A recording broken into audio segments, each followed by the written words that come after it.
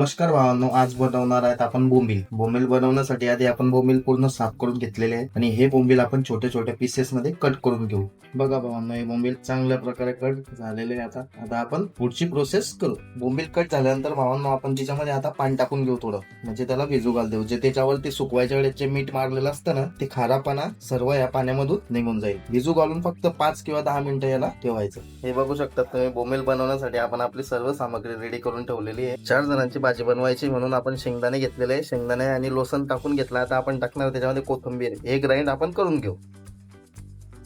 हे आपण याच्यामध्ये मसाला टाकून घेऊ.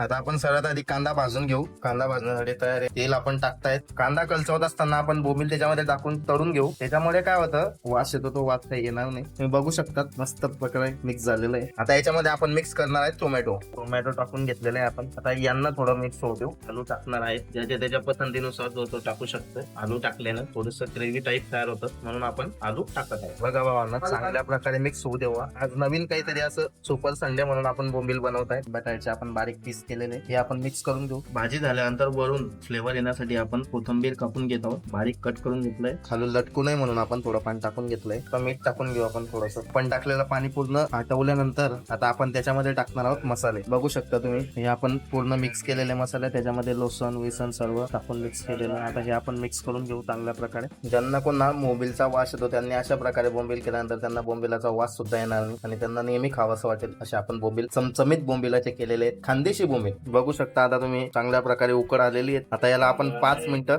झाकून ठेवू.